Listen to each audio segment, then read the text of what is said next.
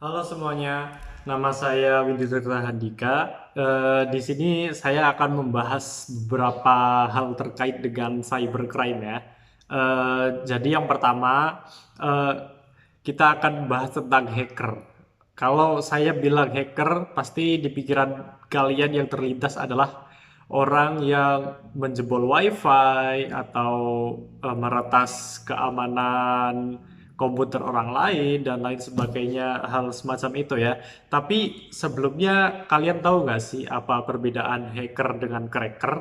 Ya, jadi di kedua pelaku ini yang membedakannya adalah tujuan ya, tujuan. Jadi misalkan kalau hacker itu meretas sebuah website untuk mencari celah di mana keamanan yang kurang apa namanya, kurang aman atau dan lain sebagainya itu, tapi memberitahukan kepada pihak yang membuat website atau memiliki websitenya untuk diperbaiki keamanannya agar tidak dapat diretas dengan mudah.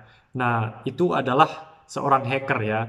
Beda lagi kalau cracker. Nah, cracker ini dia melakukan hal yang sama dengan hacker, tapi perbedaannya adalah dia melakukan hal seperti itu untuk keuntungannya diri dia sendiri.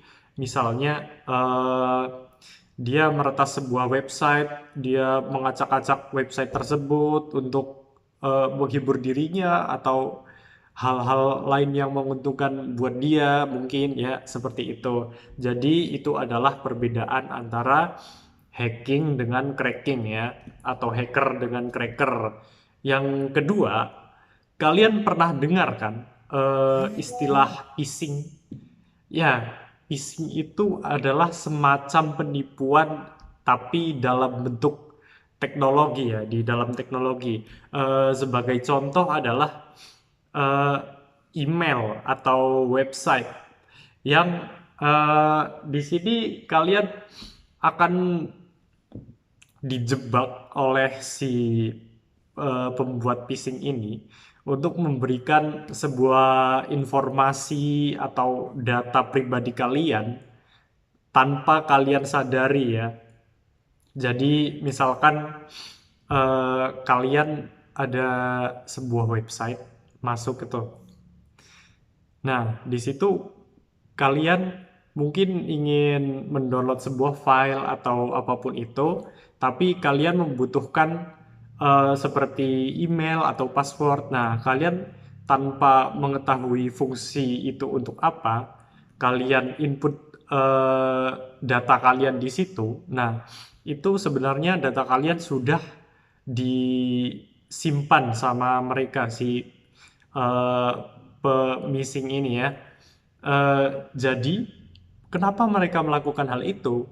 Nah, mereka melakukan hal itu untuk keuntungan mereka sendiri ya. Misalkan eh, setelah mereka mendapatkan data pribadi kalian, itu mereka mungkin salah satunya adalah akan menjual data pribadi kalian kepada orang-orang yang membutuhkan data kalian, seperti itu. Mungkin itu adalah contoh, salah satu contohnya ya. Oke. Kemudian yang ketiga adalah kriptografi. Kriptografi. Cryptojacking, sorry, sorry. Oke, mungkin anak muda zaman sekarang kalau denger kata kripto itu udah gak asing ya. Oke, jadi cryptojacking itu apa sih? Ya, seperti namanya. Cryptojacking itu adalah sebuah aktivitas yang dilakukan oleh orang lain.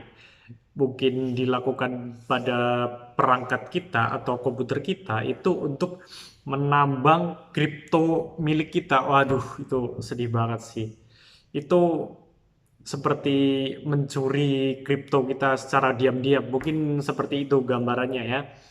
Jadi gimana sih cara kerjanya? Ya, ini si pelaku ini mungkin akan menginstal sebuah ware ya di komputer kita. entah itu dari komputer kita langsung atau dari email atau dari mana gitu ya. Tapi cryptojacking ini akan sulit untuk kita sadari karena ini berjalan di latar belakang ya, bisa berjalan di latar belakang. Nah, gimana cara mengetahui kalau apa namanya? Kalau kita terkena cryptojacking ini, ya salah satunya adalah komputer kita mungkin jadi semakin lambat. Itu pertama. Yang kedua, eh, tagihan listrik kita jadi lebih banyak. Bercanda. Ya, tapi itu benar juga. Ya, kenapa ini terjadi? Karena cryptojacking ini kan berjalan di latar belakang. Oleh karena itu, eh, komputer kita akan bekerja lebih keras. Nah, dari situ mungkin kita tahu bahwa kita terkena cryptojacking ya, seperti itu. Jadi dari ketiga kejahatan cyber ini, bagaimana cara mencegahnya?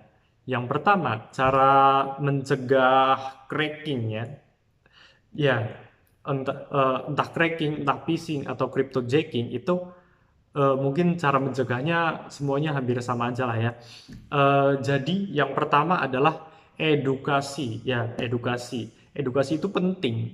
Jadi kalian harus mengetahui ya ciri-ciri dari phishing, dari cracking, dari cryptojacking itu ciri-cirinya seperti apa aja agar kalian tahu kalau kalian terkena hal tersebut. Tapi janganlah ya.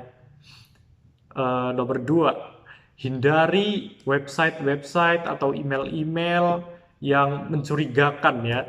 Jadi misalkan contoh nih, selamat Anda mendapatkan uang 200 juta rupiah. Silahkan masukkan email dan password Anda untuk mengirimkan uang ini kepada Anda. Ya, itu sangat-sangat mencurigakan. Jadi nggak dihiraukan saja ya. Kalau bisa dilaporkan saja itu. Ya, itu beberapa cara untuk menghindari ya. Jadi yang bagusnya lagi, kalian silahkan install sebuah antivirus atau anti malware yang bisa mendetek atau apa namanya ya mendetek itulah ya. Kalau ada aktivitas-aktivitas yang mencurigakan, jadi kalian bisa tahu dan langsung sigap untuk menyikapi hal tersebut. Oke, jadi mungkin seperti itu ya pembahasan tentang cybercrime di video kali ini. Terima kasih sudah menonton. Sampai jumpa.